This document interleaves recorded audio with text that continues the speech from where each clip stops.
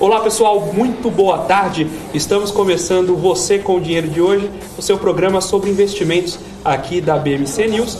E hoje nós trazemos um convidado muito especial para bater um papo com vocês sobre um tema que é absolutamente pertinente, mas ainda pouco discutido na grande mídia. Nós vamos falar hoje sobre valuation de startups e outras aventuras que permeiam o mundo de Venture Capital e Private Equity. E para bater esse papo com vocês, eu trouxe o José Renato Maniz, aqui, que é especialista em Venture Capital e Private Equity. Muito obrigado, Renato, por aceitar o nosso convite. Eu que agradeço, Felipe, é um prazer estar aqui com vocês hoje e vamos lá. Maravilha, eu queria começar, Renato, fazendo uma pergunta. Posso te chamar de Renato, né? Claro, por favor. Vou começar fazendo uma pergunta um pouquinho, talvez, capciosa, mas faz parte do nosso assunto, acho que você vai entender bem. É correto dizer que o Nubank era avaliado em 240 bilhões de reais? Pergunta capciosa, né? O valuation de uma startup depende de vários fatores, mas o principal é, enquanto a ação não é aberta, enquanto não é negociada de forma aberta, é o quanto o último investidor pagou, né? E o investimento em startup ele acontece em várias rodadas, né, em várias camadas, né? E muito dos founders, isso é uma conquista da forma como eles vendem o sonho deles, da forma como eles convencem os investidores, etc., de que aquele plano, aquela visão deles vai acontecer, vai se concretizar, né? E isso, a cada rodada nova que acontece, é um novo convencimento. Então, você tem os founders, depois os founders dos primeiros investidores convencem o segundo, aí os founders do primeiro e o segundo convencem o terceiro e tal. E o que acontece é que, para o Nubank, ele teria que estar conseguindo entregar alguma coisa muito diferente, ser bastante diferente de um banco para conseguir ter um valuation tão diferente de um banco. E quando, na verdade, não se concretiza, está mais parecido para um banco convencional do que para uma coisa completamente diferente, então você vai medi-lo com a régua com que você mede um banco. E aí, com a régua que se mede banco, quando você vai medir no banco, ele vale um pouco menos. Então, você comentou um pouco sobre esses degraus, né? Então, o founder vende a um determinado valuation, ele conta essa história para vender um determinado valuation para a primeira rodada, mas você tem essas rodadas diferentes e a forma como isso cadencia muda a valuation, muda a avaliação, muda inclusive como o investidor se vende e como o comprador compra, né? Conta um pouco para a gente, Renato, da formação dessas rodadas. Como isso funciona, quais são essas rodadas e o que diferencia cada uma delas? Bacana. As rodadas iniciais, falando de estágios assim, realmente bastante iniciais, né? Você tem lá os amigos e os family and friends, né? Família e os amigos e tal. Então, é muito numa confiança direta dos empreendedores, tal. Aí você evolui para uma rodada seguinte, tipicamente com investidores anjos, e esses caras já gostam dos founders e gostam da ideia, já tem um conceito do que seja isso, e é muito comum nesse estágio inicial que esse aporte de dinheiro venha junto com um apoio desses investidores, desses anjos, né? Então, é o tal do smart money e tal. E a cada novo passo que se dá, a cada nova rodada, né, obviamente a startup tem que estar valendo mais, né, você não se coloca dinheiro numa startup para ela recuperar valor, se coloca dinheiro numa startup, se investe numa startup para ela continuar crescendo em valor. E esses cheques, obviamente, são cada vez maiores, né? Você coloca 100 mil, você coloca 1 milhão, a startup recebe 100 mil, 1 milhão, 10 milhões. Então, o investidor é diferente. Enquanto pode ser um amigo, quando é um anjo, são profissionais, são executivos com suas reservas, tal. Depois você passa a ter um investimento institucional. Então, é um pequeno fundo, um fundo médio, um fundo maior. Então, assim se organizam as rodadas e os investidores, a cada nova rodada, eles são mais exigentes. Então, exigem também da empresa não só um desempenho melhor, etc., o porte maior, obviamente, um desempenho melhor, e uma governança também diferenciada, né? Então, dá trabalho, mas a empresa, em tese, está maior, está melhor organizada, tal, ela vai subindo essa escada, né? Você comentou de Smart Money. O que é Smart Money? Compartilha com a nossa audiência o que significa esse termo e como ele é usado na prática. Legal. O investidor anjo existem vários perfis, né? Mas vamos pegar um, né? Pode ser um executivo que já completou 40 anos de carreira e o cara tem uma reserva muito boa e ele resolve pegar uma parte do patrimônio dele, 5% do patrimônio dele, e fala, vou investir isso em risco, né? Então esse pedaço do patrimônio dele ele resolve investir em startup. Só que vamos lá, esse cara já está afastado, nesse perfil que eu desenhei, né? É um cara que está aposentado e ele quer se envolver, ele quer trabalhar. Então, ou por um apego à ideia, ou por gostar dos founders, tal, etc., ele não consegue simplesmente colocar, estou colocando 100 mil reais. Ele fala, e aí, o que vocês estão fazendo? Posso ajudar? Então existe e no mínimo networking. Vocês estão tentando falar com quem? Não estão conseguindo? Espera aí que eu dou 2 telefonemas, eu consigo. Espera que eu vou marcar um almoço, tenho proximidade, eu sento e aproximo. Então esse é o significado do Smart Money. Então é um dinheiro que às vezes um investidor onde ele consegue marcar 10 reuniões que mudam a vida de uma startup, isso talvez valha muito mais do que os... É extrapolar o investimento no sentido da quantia financeira. Isso. Né? Você consegue fornecer para a startup mais recursos do que simplesmente o dinheiro que você está colocando. Né? Exato. O contato, networking. Isso. Muito bem. E agora, me conta uma outra coisa. A gente comentou, então, tem essas rodadas diferentes, elas têm funcionamentos diferentes, têm Sim. públicos diferentes. Isso muda a mensuração de valor? Então, eu sou amigo de um startupeiro, ali, um empreendedor, comprei a primeira rodada, eu estou tomando mais risco do que quem compra na segunda e assim por diante. Tem essa diferença na hora de precificar a ação de uma startup ou não? Não importa a hora que você entrou, tomou mais risco, tomou menos risco, o problema é seu. Você comprou, as garantias são as mesmas para todo mundo. Como funciona isso, Renato? Legal, são dois... acho que há duas tensões, aí, dois elementos que se contrapõem, né? Uma questão é essa quando uma startup ela não começa valendo, um unicórnio não nasce valendo 1 bilhão, né? Uma empresa de 100 milhões de reais, ela não nasce valendo 100 milhões, ela começa valendo nada, começa valendo zero. Então vai aos poucos. Então, quem entra no começo, então o seu amigo que colocou 100 mil reais, ele está olhando uma empresa que naquele momento vale 1 milhão. Quem entrar mais adiante vai estar investindo dinheiro numa empresa que vale 10 milhões. Então aquele real no segundo momento compra 10 vezes menos. O cara que entrou antes, se você entra quando a empresa vale 1 milhão, o teu dinheiro compra 10 vezes mais do que quem for entrar quando ela valer 10 milhões, tá? Mas tem uma explicação, no começo tem um risco gigantesco, pode não acontecer nada. Então, por esse lado, quanto antes você entra, mais você está exposto ao risco e mais você é remunerado. Então, existe um equilíbrio natural aí. Agora, na direção oposta, né, com um funcionamento diferente, o investidor, quando entra numa determinada rodada, vamos lá, eu vou colocar 10 milhões numa empresa achando que ela vale 90, então o valor da empresa somado com o meu investimento são 100 milhões. Bacana, eu coloquei 10 milhões. Eu estou apostando que essa empresa dali a um tempo vai ser vendida por 200, 300 milhões. E aqueles meus 10 passam a valer, eu vou ter de volta, se a empresa for vendida, 20 ou 30, se ela estiver valendo 200 ou 300. Agora, se a empresa for avaliada, se ela for vendida, a 80, os 10% desse investidor, vamos supor, se fosse eu, investidor, eu não vou querer sair com 8. Eu vou falar, cara, tem 80 na mesa. Eu coloquei 10 faz pouco tempo, eu não quero ir embora com 8. Eu quero ir embora, pelo menos, com os 10 que eu coloquei. Então, essa é uma cláusula básica que é a preferência de liquidação. Inclusive, ele pode dizer, eu quero o que eu coloquei mais 20%. Então, se ele colocou 10, ele vai querer, não. Se tem 80 na mesa, eu quero 12 milhões. Vamos supor que ele pegou 100 multiplicador. Olha, eu coloquei 10 milhões, eu vou ficar com 10% da venda ou 10 milhões. O que for maior, porque se a venda for abaixo daquele valuation que eu entrei, aquilo lá vai ser menor. Vamos supor que a venda, então, foi a 80 e esse cara ficou com 10. Ora, 10 milhões em 80 não é só os 10%, ele está saindo com mais do que 10% do resultado dessa venda.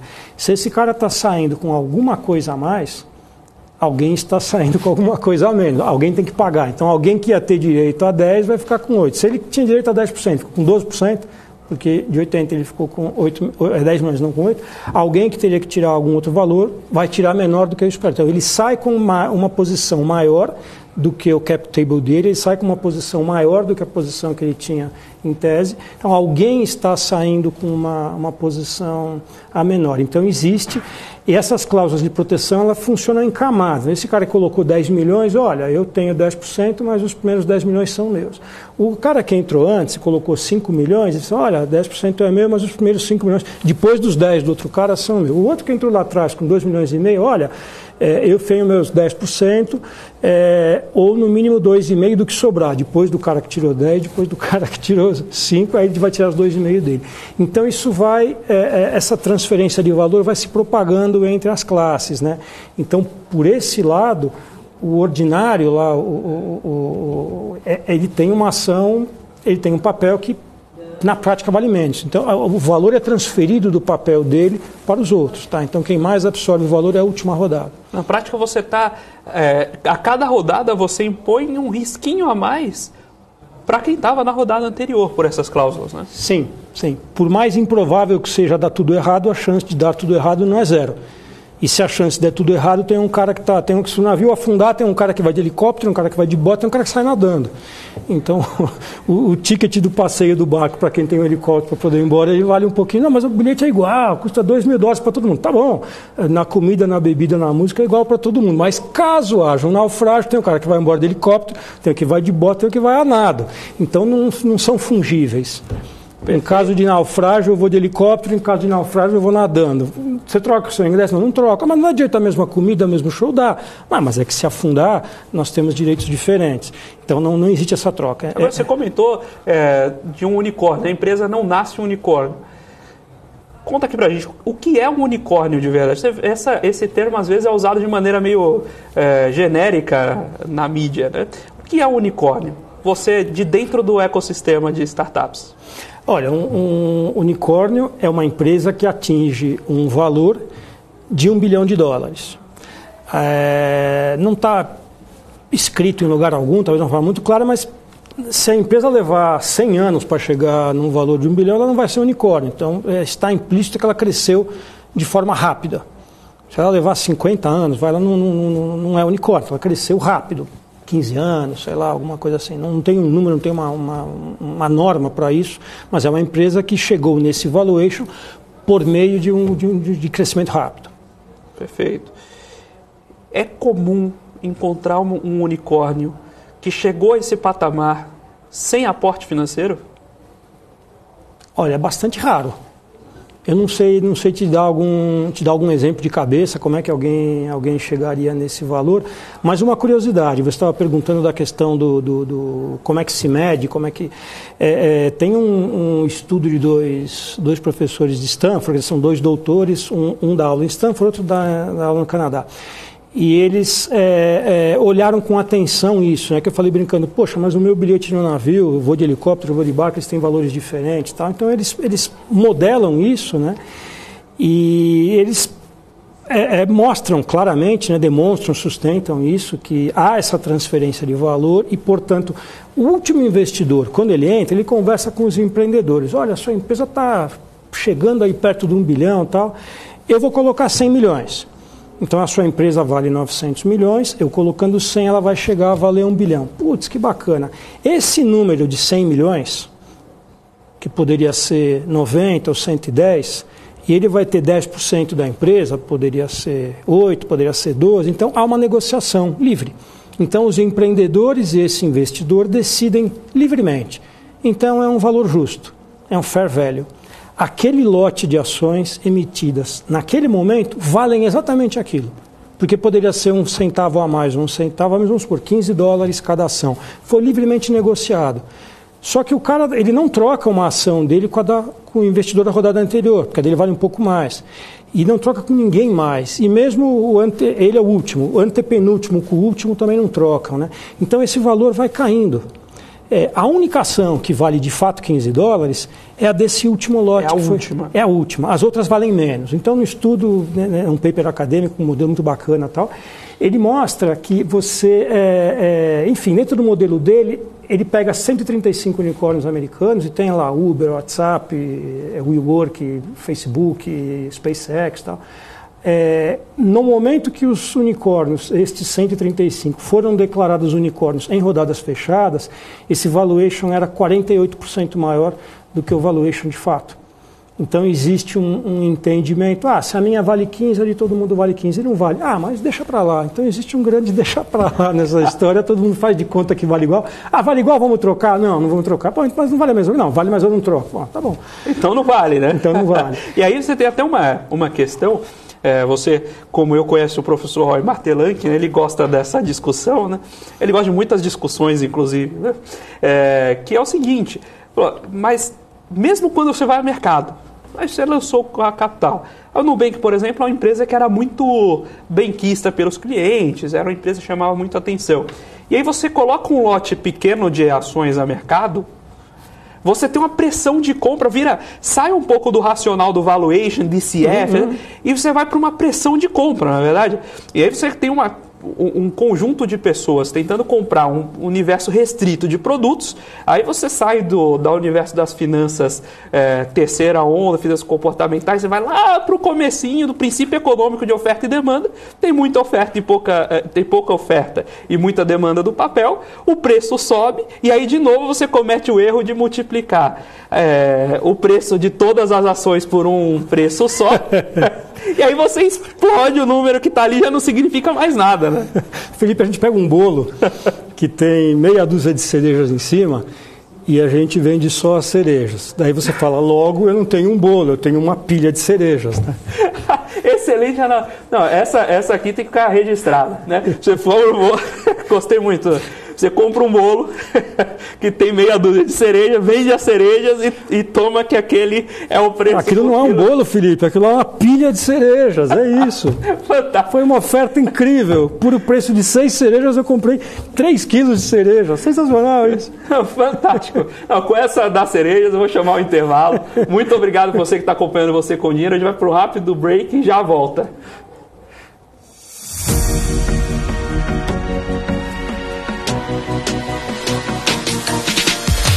BMC News, informação que gera valor.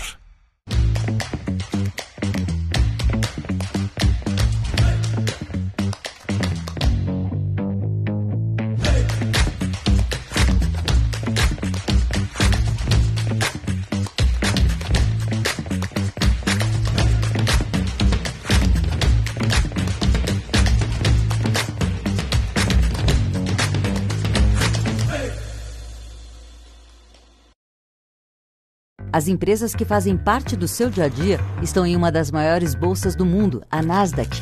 E a boa notícia é que você pode investir nessas empresas diretamente pela Avenue, sua corretora nos Estados Unidos. Com os dados das ações dos Estados Unidos fornecidos pela Nasdaq em tempo real, o cliente Avenue pode acessar diretamente as maiores bolsas do mercado americano.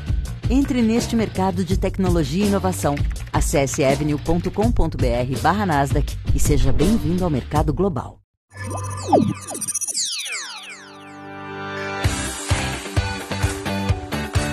Aqui você pode negociar índices como DAX, Nasdaq e S&P 500 e commodities como soja, cobre, petróleo e café. Além de ações e ADRs das maiores empresas do mundo, como a BMW, Google, Apple, Netflix e Disney.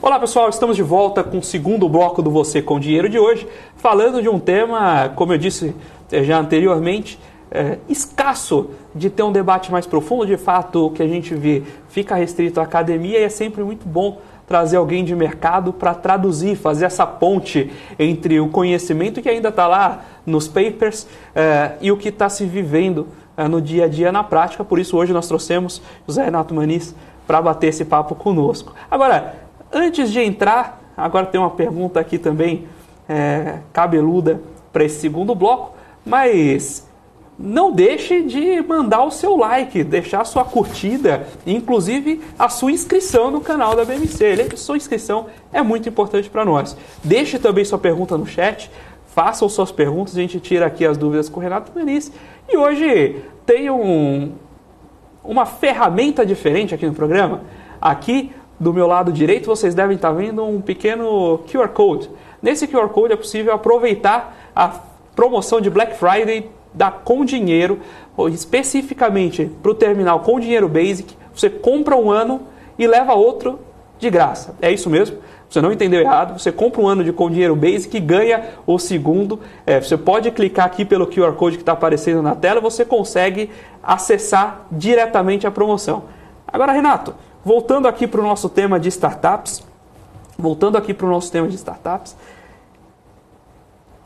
que diferencia? Você comentou agora há pouco sobre o desenho de um unicórnio, né? Não tem nenhum lugar que crava em pedra o que faz uma empresa se chamar unicórnio. Não adianta você ficar, depois de 100 anos, vale $1 bilhão, você não pode mais chamar de unicórnio. Isso é um consenso de mercado, mas não tem nenhum lugar formalizando isso. O que diferencia uma empresa comum de uma startup? O que geralmente crava essa nomenclatura? Cara, excelente pergunta. Não tem uma resposta pronta. Para alguns efeitos, às vezes, no Brasil tem alguns textos legais que trazem uma definição para você poder ter direito a algum benefício, alguma coisa. Agora, em linhas gerais, o que caracteriza uma startup é a inovação, que não precisa ser a inovação tecnológica, você pode ter uma inovação de modelo de negócio, etc. O rápido crescimento. Isso é muito importante, porque se você ficar crescendo organicamente 20% ao ano, não vai funcionar, né? Não é o que se espera de uma startup. E a incerteza.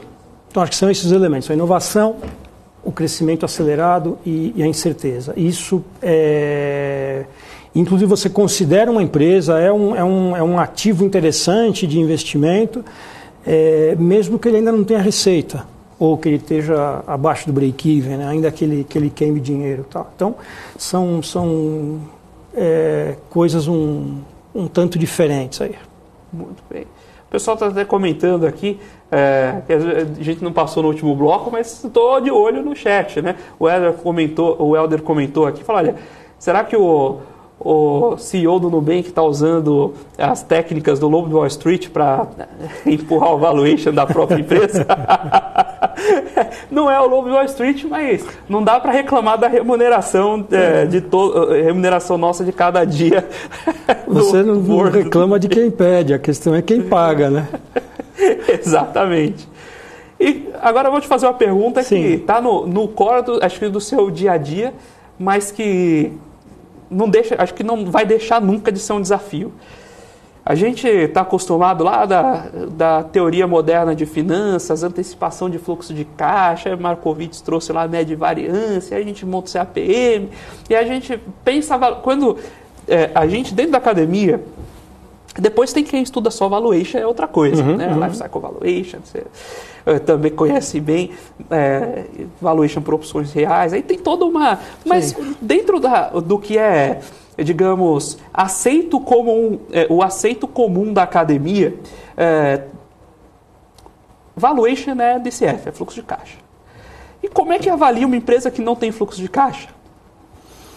Pois é, essa pergunta ela é muito boa. Existem inúmeros métodos, inúmeras metodologias, elas são bastante subjetivas.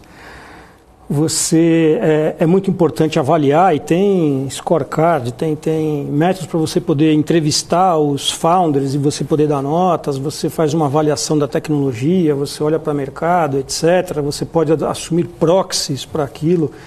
É realmente bastante subjetivo, são inúmeras técnicas. Existe uma forma de se contornar um pouco isso quando o estágio é bastante inicial, né? Que é você fazer um investimento, o investidor coloca lá, pronto, estou colocando $100 mil, e você não define com ele quanto ele vai ter, porque você não sabe se aquela empresa vale $500 mil ou $4 milhões. Você, eu estou colocando $100 mil e havendo uma próxima rodada daqui, por exemplo, um ano, a gente daí vai conseguir saber quanto é que é, e eu tenho um desconto. Então o meu dinheiro vai funcionar como se valesse 30% a mais, ou tem desconto de 30%. Então, é um mecanismo que o pessoal da Y Combinator criou, o 500 Startups também replicou. O primeiro foi o SAFE, né? Então, você define quanto de dinheiro você está colocando, mas não define exatamente o quanto você está comprando, porque você espera algumas coisas mais acontecerem. O founder põe uma série de hipóteses. O meu produto vai estar finalizado em tanto tempo, eu já voltei nos primeiros clientes. Ok. Então, essas coisas acontecendo, esse valor seria defensável. Então, você espera um pouco aquelas coisas acontecerem, né? Então, essa, na verdade, eu não respondi. Então, é uma forma, como é que o mercado faz para viver sem uma resposta crível, né? E, do contrário, a questão dentre os fatores subjetivos, né, existe olha, é a nova iniciativa de um founder de sucesso. Puta, o cara fez um exit milionário, o cara é o queridinho, empreendedor de palco e tal. Ele vai lá abrir um negócio e vale tanto. Nossa, vale. Por quê? Porque o cara falou, porque a startup anterior dele deu certo. Pode ser bastante discutível, mas funciona. E tem a outra coisa, eu perdi, então é um VC, cara, eu perdi um investimento, uma empresa desse setor, os caras estão bombando, esse cara também vai ser um sucesso. Então entra também o fear of missing out. Então você pode ter, às vezes se conta demais com a marca do empreendedor, ele está fazendo uma nova rodada, então todo mundo vai apostar porque ele teve um sucesso anterior, então isso provoca talvez uma distorção de valor. Enfim, uma situação dessa que surge um burburinho, tá? Então, às vezes, o que pode interferir no valuation é você fazer um bom PR, né? Fazer uma boa assessoria de imprensa, faz aquele tema bombar para aumentar o interesse. Ou seja, é subjetivo, tá? Esses processos são subjetivos e você avalia empreendedor, proxies, nível de evolução da tecnologia, etc. Você comentou um assunto que é o FOMO, né? É Fear of Missing Out, é o medo de ficar de fora. A gente vem de um período que a taxa de juros era aceita por negativa. A gente estava mais ou menos, a gente estava vivendo acho que uma distopia, em que a gente estava aceitando que, poxa, o CDE é taxa de juros negativa para todo mundo. Então, o que você está falando? Você tem que mudar o modelo mental humano, né? Porque é melhor você gastar dinheiro hoje do que amanhã. Então, isso foi muito forte o que aconteceu e era mais ou menos tido por certo, né? Era o novo normal. Né? Uhum. Agora a gente está retomando um novo normal, onde as taxas de juros estão voltando globalmente para o lugar. Ainda há muito descolamento, porque a inflação alta cobre essa taxa de juros, e aí você fica com uma taxa de juros artificialmente negativa, mas que é um cenário diferente. E com um cenário de taxa de juros regularmente negativa, se o comum é você perder dinheiro, me parece que você tem dentro desse ecossistema de capital de risco uma propensão a tomar esse risco de tentar não perder. Poxa, se eu estou aqui com o meu dinheiro parado em renda fixa, o pessoal brinca, né? Perda fixa. Aqui eu já sei que eu vou perder. Então, aí a gente vai lá de novo para um pouco de comportamento, né? Quando você já está perdendo, você tem mais a tendência de tomar aquele risco e inverter, né? Falar, olha, eu vou tomar o risco para... ou eu perco muito, ou eventualmente eu deixo de perder.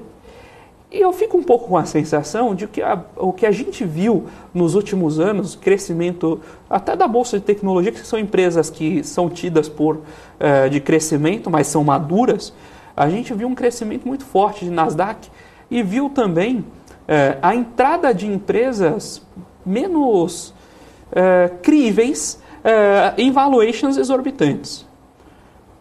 Isso fomentou um ecossistema de startups importante, especialmente nos Estados Unidos, aqui no Brasil mesmo, mas aí depois eu comento sobre ambiente local de desenvolvimento de empresas jovens. O que eu queria ouvir um pouco de você, Renato, dentro dessa retomada de taxa de juros. Tudo bem que a gente já discutiu que aqui na startup a gente não compra fluxo de caixa, né? Você tem que... Se DCF já é arte, para startup isso é quase mágica, né? Mas, ainda assim, a empresa tem crescimento. Então você espera ter fluxo de caixa lá na frente. Hoje você não tem. Muitas vezes esse fluxo curto é negativo. Como é que esse ambiente se sustenta? Se é que ele se sustenta? Quais são as iniciativas que vão na contramão disso para pensar em valuations, em rodadas de investimento, em capital de risco em um ambiente de taxa de juros retomando para patamares mais elevados? De fato, esse momento aí que a gente viveu, já que eu estou perdendo dinheiro, então vamos variar, né? E isso é uma coisa perigosa, né? Então, o mercado se acostumou a algumas coisas diferentes um pouco, e lembro de algumas situações de procurar um fundo de venture capital com uma startup em determinado período e, nossa, mas eles já têm mais de 5 anos, né? Então, como se fosse um demérito uma empresa ter mais do que 5 anos. Olha, eles já estão faturando, mas estão no azul. Era visto como, nossa, mas não é ruim, eu não quero. Meu perfil de investimento é outro. Então, a gente viveu um momento que uma empresa com mais de 5 anos de vida e tendo faturamento era ruim. Estando no azul, então, nossa, que coisa cafona, que não é cool, né? E aí a gente começa a ver o contrário, né? Então, estamos voltando para um padrão, enfim, de como as coisas costumavam ser, né? Nossa, que legal, que bom, tá com 5 anos e os sócios não brigaram ainda, que legal, tá com 5 anos e não quebrou. Então tem cliente, né? Então o cliente volta, né? Porque a startup com 6 meses, não dá para dizer o cliente ficou, o cliente não vai embora em 6 meses, o cliente voltou, não tem. Se você tem uma empresa que tem 6 meses de vida, são os primeiros clientes ainda. Uma empresa com 5 anos, tem cara que fez a segunda, terceira compra, pensando no B2B e tal. Então, legal, bacana. Então o cliente que sustentou, o cliente que voltou, tal. Então os sócios não se desentenderam, o negócio persistiu, a tecnologia para de pé. Uma coisa é você comprar dali a 6 meses, você queria devolver. Mas se você comprou alguma coisa há 4 anos atrás e você não processou a empresa ainda, é porque ela funciona. Então, é bom, né? Então, o Venture Capital está olhando que legal, uma empresa que já tem alguns anos, ou vários anos, ela também é valiosa, tal, que quem sabe, mas ela vem num crescimento muito baixo. Legal, então vamos colocar dinheiro para acelerar o crescimento, não para evitar que ela quebre. Quebrar ela não quebra, não sei se ela decola. Tá bom, eu não sei se ela decola, mas quebrar é muito difícil quebrar. Qual o problema disso? Qual o demérito? Isso era olhado como uma coisa, nossa, não... Era visto como... A gente estava participando de um nível e tinha uma empresa com crescimento de lucro, gerava caixa, aí você tinha um determinado cheque. O pessoal falava, não, mas essa empresa fatura, não, mas cresce 40%, 50% ao ano, ela gera caixa, puxa vida. E o múltiplo é muito pequeno. Não, isso não é jogo pra gente, não. É um player global. Não, a gente só trabalha com cheque acima de tanto. Faz o seguinte, volta lá, inventa uma história para bater esse target de cheque e depois a gente conversa. Se você assume que, não, 70% vai naufragar, então tá bom, você procura todas que te contem uma história que elas vão ser 20 vezes maiores, porque sabe que 7 vão afundar. Agora, que tal você pegar 10 que nenhuma vai afundar, ou uma vai afundar, e todas elas prometem triplicar? Por que não? É muito mais negócio, né? Mas isso tem um pouco de fase também, né? Quem toma mais esse risco de diversificação acompanha menos, e até o nível de private, geralmente o fundo de private equity, aí ele vai selecionar com mais rigor a empresa, né? Vai tentar pegar alguém que, aqueles 10 cases que no máximo você vai perder um, mas os outros você vai ter um crescimento de 30%, 40% ao ano que compensam a estrutura do fundo, né? Sim. Mas mesmo o private equity no Brasil é limitado ainda, né? A gente tem uma indústria de capital de risco ainda restrita. Tem os players globais conosco, alguns com poucos cases, mas a gente ainda vê um ambiente private equity restrito, um ambiente venture capital restrito, um ambiente de... mesmo de investidores anjos, você tem uma experiência maravilhosa com isso, seria ótimo se pudesse compartilhar, ainda com poucas trocas, o que a gente consegue fazer de diferente? Como a gente conseguiria fomentar um pouco mais desse mercado? Olha, na verdade, o Private Equity, você é um grande conhecedor, né?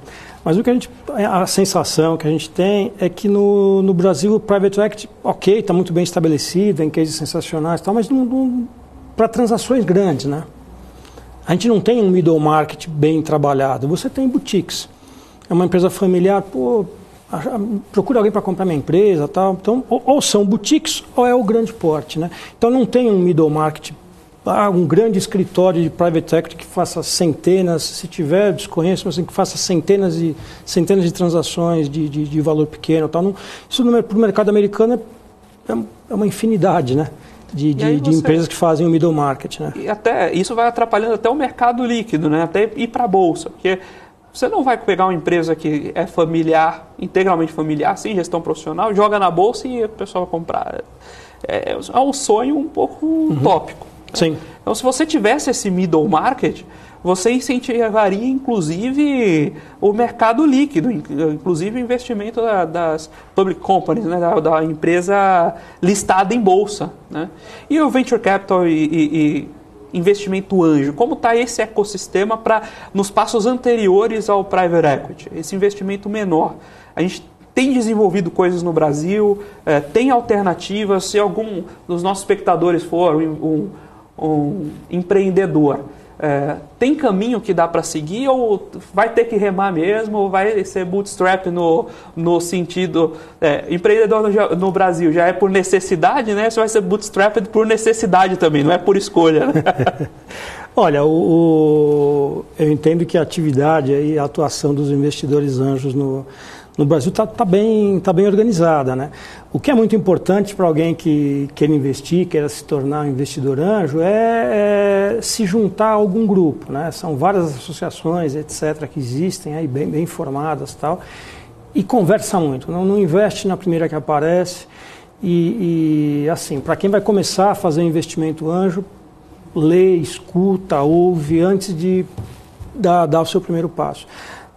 O que a gente percebe alguns movimentos que não dão certo, tal, são quando os empreendedores procuram de novo. Poxa, eu tenho um amigo que é um executivo, tal, se aposentou, vou buscar um investimento com ele. Se essa pessoa não tem experiência nisso, ele pode ter tido uma carreira corporativa espetacular, mas se ele não conhece isso, ele pode, sem nenhuma maldade, impor algumas condições que vão impedir que a empresa prospere, né? Então, por exemplo, o cara diz, olha, vocês estão precisando de dinheiro, eu vou colocar a totalidade do dinheiro que vocês querem. E eu quero só 40% da empresa. Então, o cara pode achar que está fazendo uma coisa de pai para filho. Pô, eu vou colocar 100% do dinheiro e vou ficar só com 40% da empresa. Numa rodada anjo, você entregou 40%, você acabou com a empresa. Não funciona. Você tem que ceder 10%, 15% no máximo a cada rodada.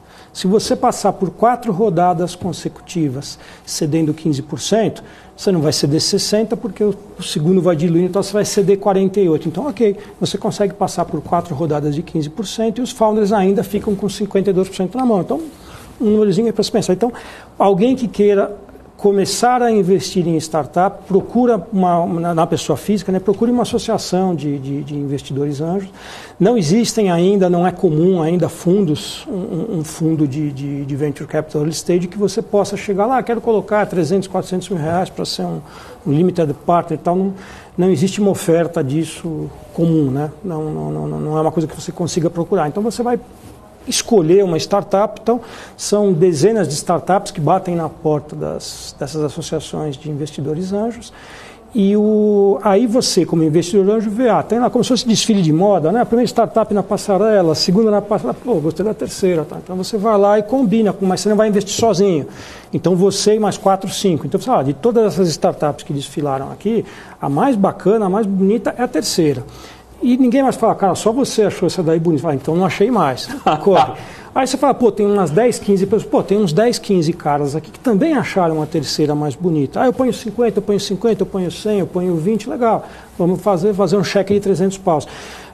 Você já forma um grupo de WhatsApp e você está conversando com esses caras. Então, a associação te proporcionou o desfile lá na passarela, o desfile de startups pré-selecionadas, que apareceu um louco, um maluco, uma ideia sem noção, nem teria entrado na passarela para desfilar.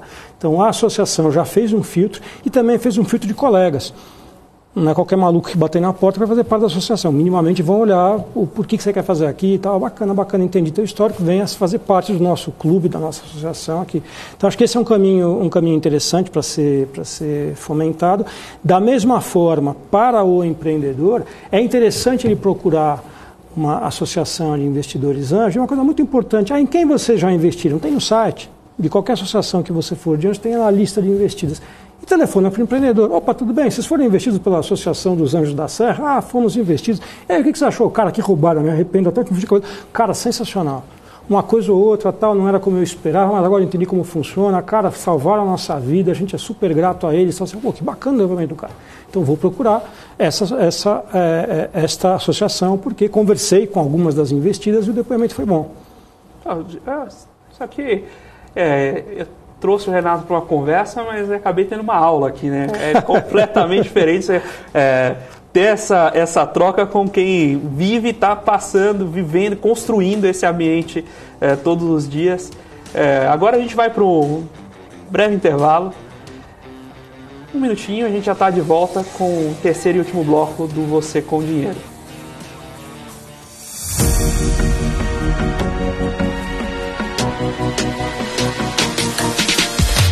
BMC News. Informação que gera valor.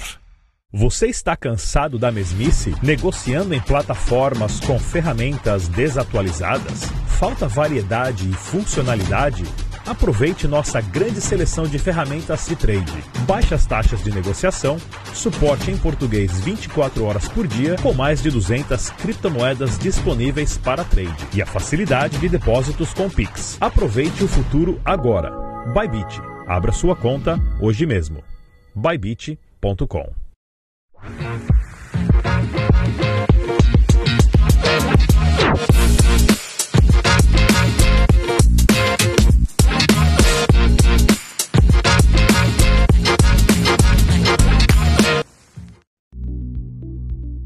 Fala, time, tudo bem?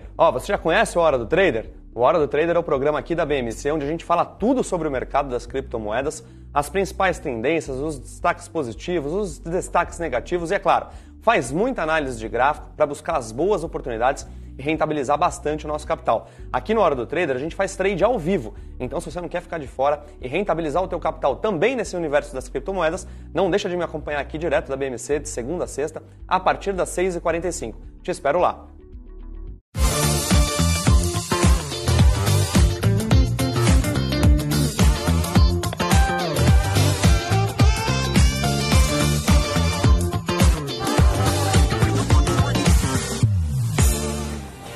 Olá pessoal, estamos de volta para o terceiro e último bloco do Você com Dinheiro de hoje. E lembrando, você tem aqui o nosso colega de estimação, o QR Code que aparece na tela para vocês, tem uma função muito especial para você aproveitar a Black Friday sem deixar de investir. Então, 2 anos com dinheiro basic pelo preço de 1, parceladinho ali em 12 vezes, você vai pagando mensalmente, não sente.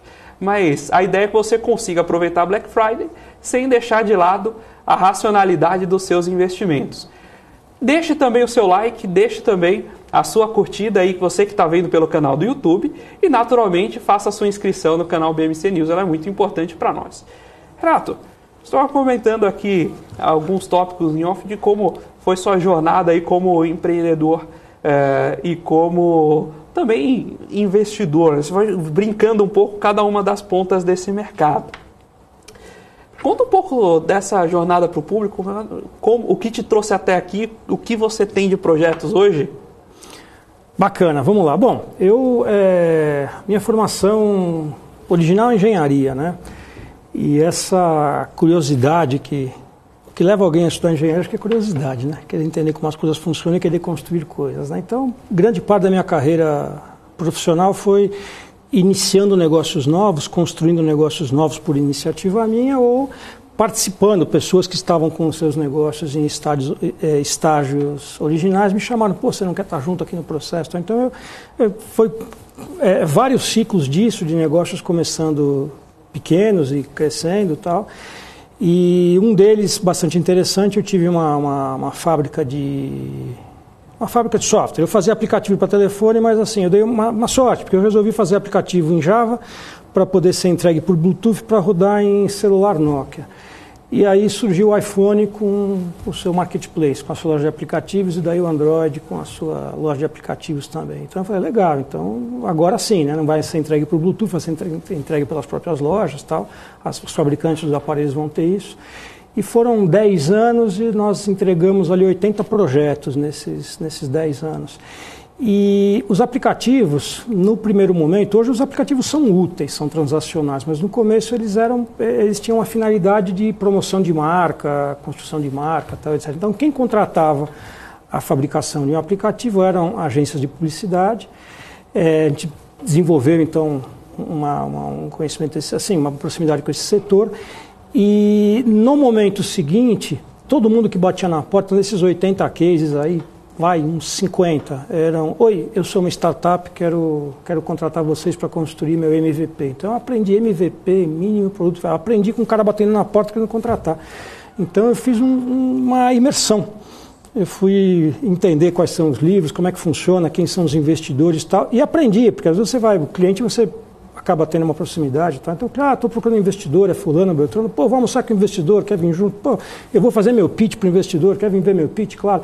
Então, eu acabei conhecendo muitos investidores e não como quem está lá na porta vindo pedir empréstimo. Eu passei a conhecer muitos dos investidores de mercado, early stage, startup, inicial e tal, acompanhando clientes que estavam lá apresentando, etc., no início do seu negócio, no seu relacionamento com seus investidores.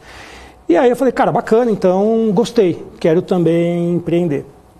Fiz uma tentativa que não chegou a decolar, fiz uma segunda que andou bem, mas com a pandemia, etc., não aconteceu uma das rodadas, a terceira rodada de investimento acabou não acontecendo, então foi tirada da tomada. E eu disse, espera um pouquinho, gosto muito de fazer, peguei gosto de fazer, eu quero estar nisso, mas não quero mais estar com todos os ovos na mesma cesta. Então, como é que você atua no empreendedorismo sem estar com os ovos todos na mesma cesta? Você não está lá como empreendedor, você muda de lado e você vai para o outro lado da mesa e você fica onde está o investidor, onde, pelo contrário, como assim você apostou tudo numa empresa só? Você multiplicar, espalhar é melhor. Se eu sou empreendedor, estou tocando 4 startups, você não vai conseguir um centavo. Se você falar, eu sou investidor, investir numa só, você é louco, você tem que investir em 4, não em 40. Né? Então eu falei, bacana, então vai funcionar. Né? E já esse conhecimento, essa fluência, telefone no celular, tal, com esse universo de investidores, facilitou isso. Eu fui para a academia, comecei a fazer o meu mestrado na FE, onde estou estudando, me peguei, né, estou dedicado a essa questão da transferência de valor por conta das cláusulas de proteção de investidores, que eu entendo, defendo que isso vai ter um valor muito grande com a formação de um mercado secundário. Se eu, como investidor anjo, coloquei R$100 mil, 6 meses atrás, esse dinheiro só vai ter liquidez quando acontecer uma próxima rodada. Se houver um mercado secundário, ele pode ter liquidez agora. Aqueles 100 mil, as coisas não estão indo bem, eles valem 80 ou aqueles 100 mil estão valendo 200 hoje? Então, a hora que tiver alguém, eu sou um fundo comprando participação fora do tempo, atuando com o mercado secundário, então esse tipo de conhecimento, isso que eu estou estudando, eu entendo que ele vai ser bastante apreciado. E eu estou dentro do serviço de consultoria que eu presto, os advisors e tal. Eu estou com uma iniciativa nova para iniciar aí no início uma iniciativa nova que ela vai para o ar aí no início de 2023, chamada NASH, NA5H, mas esse 5 pronuncia como um Ash, né? Teoria dos jogos, tal, John Forbes Nash. E o que nós estamos fazendo são muitos fundos de private equity middle market dos Estados Unidos, Canadá, que procuram empresas de um determinado perfil aqui no Brasil e do que converge com o meu conhecimento, a formação em engenharia, tal, etc., são empresas que atendem dores dos processos industriais, atendem dores de indústria automobilística, aeroespacial, agronegócio, infraestrutura, energia e logística e tal. Então tem startup que fala, eu tenho um negócio que melhora o deslocamento do trem, eu tenho um negócio que melhora a carga do navio, eu tenho um negócio que melhora a forma como as coisas se organizam dentro de uma linha de montagem. Então startups que atendem essas necessidades são muito bem vistas, elas não são hypes, elas têm necessidade de longo prazo. Uma cervejaria, quando alguém encontrar uma cervejaria, cara, não importa quem ganhou a eleição para presidente, a cervejaria aquela planta vai ter que fabricar cerveja por várias décadas. Não importa cenário político, as pessoas bebem e a fábrica vai ter que virar. Então, se você consegue fazer com que a produção de cerveja seja melhor, a sua startup tem valor. Então, startups que o dono já está na casa de 60 anos, atua nesse segmento e não tem o sucessor. Os fundos de private equity, middle market americanos e canadenses, tem do mundo inteiro, a gente está olhando especialmente para esses, olham com muita atenção para o mercado. Então, a Nash vai trabalhar para esses fundos que procuram empresas para aquisição integral ou majoritária, e também para fundos de VC que olham as empresas desse tipo, mas em estágios iniciais, para crescerem e mais adiante serem daí alvo dos private equities. Então, maravilha. E o que caminhando aqui para o final, dado que você consegue ter e trazer um pouco dessa visão de o que o fundo está olhando, o que o investidor, na verdade, deixa eu mudar minha pergunta, o que o empreendedor tem que ter em mente na hora de buscar uma rodada de investimento para a sua startup? Primeira coisa para ele ter muito claro na cabeça dele, ele tem uma quantidade muito grande de um ingrediente chamado paixão, e o investidor tem 0. Corrói o ego, arrasa o sujeito, ele ouve não, e às vezes o não vem mal explicado, o cara não tenta, o investidor deu um não para você, agradece, seja educado, procura outro.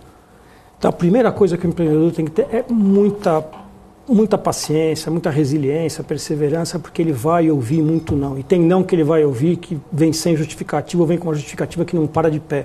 Talvez tenha sido uma justificativa só por conta da sua insistência, que talvez ele não pudesse te falar. Você tem que bater na porta, não é de 3 ou 4 para conseguir, você tem que bater na porta de 10, de 30 ou até mais, para você de fato ter sucesso. Então o primeiro ponto é isso. Agora, qualquer investidor que te interessa, procura quais são as investidas. Veja quem recebeu o dinheiro desse investidor. Não é só você que é avaliado, óbvio que você vai ser avaliado por ele. É que nem você procurar emprego. Você vai ter 20 pessoas procurando ocupar aquela vaga, você tem que ser. Agora, para onde que você mandou o seu currículo? Você também escolhe para quem você manda o currículo, né? Então a posição é essa: escolha bem quem você está colocando na fila de candidatos a terem o direito de investir em você, mas saiba que a fila no sentido reverso é muito maior. São muito mais pessoas batendo na porta do fundo procurando oportunidade de investimento do que a alternativa. Ou seja, o fundo tem a prerrogativa de escolher mais do que você. Então escolha na porta de quem você vai bater e tenha paciência, porque você vai ouvir muitos nãos. Maravilha. Então a habilidade de engolir sapos, segurar com teu orgulho, dada a paixão que você tem pelo negócio, é fundamental. Mais uma coisa, que nem sempre o empreendedor entende o significado disso, não se apaixone pelo produto que você criou. Seja um especialista, um embaixador do problema que o seu produto resolve. Isso é fundamental. O investidor olha muito isso. Porra, você ficou de 10 minutos de pitch, você gastou 5 falando da sua tecnologia, o que ela faz, não faz. E você gastou 10 segundos para falar como é que é a vida do teu cliente sem o seu produto. Então, se você vai falar que você inventou uma bengala super bacana para idoso andar, não, porque é minha bengala, o material usado na NASA, porque o Elon Musk, você fica falando do material da bengala. Cara, fala do idoso. Poxa, com essa bengala ele vai conseguir trazer 1 litro de leite a mais, com essa bengala ele vai se sentir mais jovem, com essa bengala ele vai ganhar... E fala tudo, olha como é a vida dele sem bengala, que horrível. Então fale sobre o problema, sobre a pessoa que vivencia esse problema, o quanto resolver esse problema te realiza. Perfeito. E a bengala é a forma disso. Você ficar falando só do duro alumínio, da usinagem, do peso, do custo-benefício, do tamanho de mercado da bengala só, sem falar do problema. Então, assim, seja um apaixonado, seja um embaixador, um grande conhecedor do problema que a sua startup resolve. Maravilha. Pessoal, hoje nós falamos com o José Renato Maniz, especialista em Venture Capital Private Equity, e nós ficamos por aqui com você com o Dinheiro de hoje. Muito obrigado pela sua audiência e atenção. Fique agora com o Top News para o fechamento de mercado. Até amanhã.